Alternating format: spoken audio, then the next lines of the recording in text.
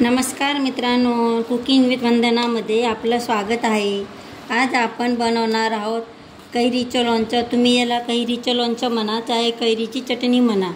ही आपण काही दिवसापर्यंत स्टोर करून ठेवू शकतो, ही खराब होत नाही। तर चला, ही आपण कशी बनवली ते आज बघणार आहोत। तर व्हिडिओ शेवटपर्यंत नक्की बघा।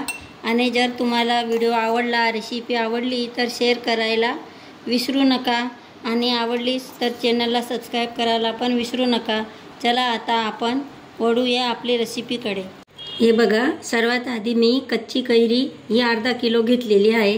आता आपण या कैरीला कम से कम 2 तासासाठी पाण्यात भिजवून ठेवणार आहोत, जे करून ज्या कैरींच्या या नाक्याला चिकट असतं ते निघून जाईल। कारण की आपण कोणतेही लोणचं बनवलं तर त्या लोणच्यासाठी आपली कैरी एकदम व्यवस्थित धुतलेली, ती चिकटपणा निघालेला असला तर आपण लोणच्याला स्टोर करू शकतो। त्यासाठी मी ह्याप्रमाणे आता याला 2 तासासाठी याचप्रमाणे पाण्यात भिजून राहू देणार आहे। हे बघा, 2 तासानंतर मी पाण्यातनं व्यवस्थित धुवून ही कैरी काढून घेतलेली आहे।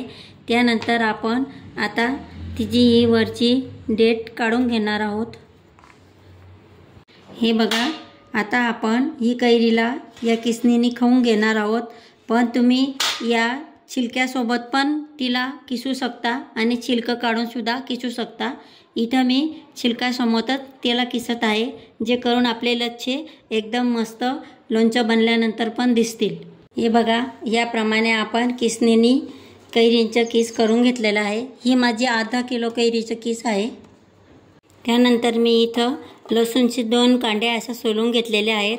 लसूण असा कुठेही डाग वगैरे लागलेला नसावा, लसूण एकदम व्यवस्थितच राहायला पाहिजे, जे करून आपलं लोणचं जर आपण ठेवलं तर ते खराब होणार नाही। त्यानंतर मी इथं हिरवी मिरची घेतलेली आहे। ही हिरवी मिरचीचे आपण याप्रमाणे देठं काढून घ्यायची आहेत।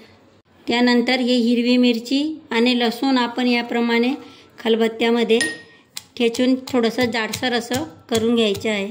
हे बघा, लसूण आणि हिरवी मिर्च याप्रमाणे मी जाडसर अशी कुटून घेतलेली आहे। त्यानंतर एका कढईमध्ये आपण बडीशोप, राई आणि मेथी, बडीशोप आणि राई ही मी 2-2 चम्मच घेतलेली आहे आणि मेथी ही अर्धा चम्मचच घेतलेली आहे। त्यानंतर आपण ते तडतड करतं आणि ती मेथी व्यवस्थित लालसर ब्राऊन होईपर्यंत तिला थोडी भाजून घ्यायची आहे। हे बघा, आपले तिघी पदार्थ भाजले गेलेले आहेत। आता हे गार झाले की मग आपण मिक्सरमध्ये त्यांना जाडसर असे करून घेणार आहोत। हे बघा, याप्रमाणे मी हा मसाला जाडसर करून घेतलेला आहे।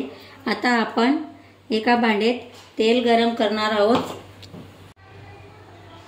हे बघा, याच्यात तेल टाकलेलं आहे। आपलं तेल गरम झालं की त्यात आपण ओवा घालणार आहोत।